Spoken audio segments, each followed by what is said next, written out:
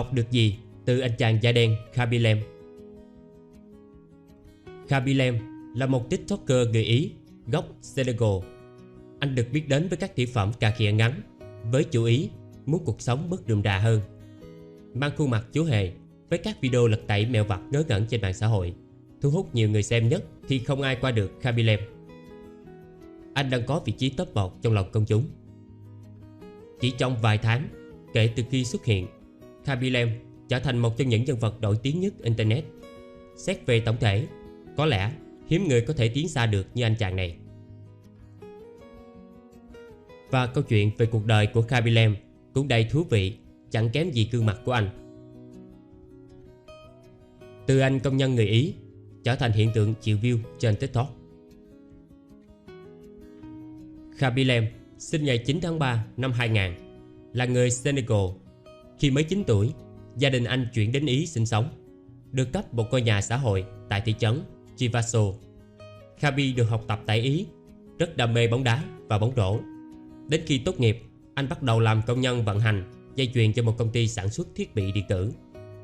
Nhìn chung, cuộc sống của anh chẳng khác gì những người bình thường, cho đến khi bị sa thải vào tháng 3 năm 2020.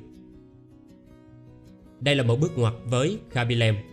Thay vì tìm một công việc khác như lời cha yêu cầu, Khaby quyết định trở về nhà bố mẹ và bắt đầu làm video trên TikTok. Ban đầu, nội dung video anh làm chẳng có gì nổi bật, chỉ đơn giản là lộ mặt, nói tiếng Ý với dòng phụ đề tiếng Anh bên dưới. Những video ngày ấy cũng chỉ được quay trong phòng ngủ, nơi anh đang ở cùng với anh trai của mình. Một căn phòng giản dị, trang trí bởi lá cờ của Senegal, cùng một chiếc khăn quàng từ câu lạc bộ bóng đá anh yêu thích nhất là Juventus. Khaby vẫn miệt mài cố gắng, có được 1 triệu người theo dõi, rồi 2 triệu. Nhưng mọi chuyện chỉ bắt đầu trở nên bứt phá hơn từ tháng 4 năm nay, khi Khaby bắt đầu làm những video reaction, phản ứng về những mẹo vặt vô vụng và ngớ ngẩn nhất mạng xã hội. Những video hài hước một cách nghiêm túc của Khaby Lame giống như một vụ nổ, mang đến cho anh hàng triệu lượt xem trên nền tảng TikTok. Người ta bắt đầu chia sẻ và theo dõi kênh của anh nhiều hơn.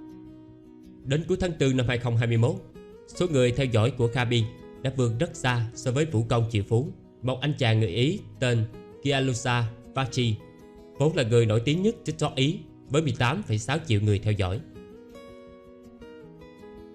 Và trước đó chưa đầy 1 tháng, số subscribe của Khaby chỉ mới là 2 triệu thôi.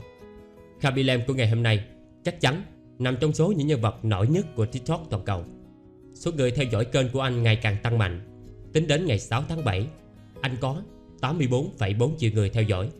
Hiện tại là gần 96 triệu, hơn rất xa so với sao hạng A quốc tế như Jenner 33,4 triệu, The Rock Johnson 37 triệu hay Will Smith 57,8 triệu.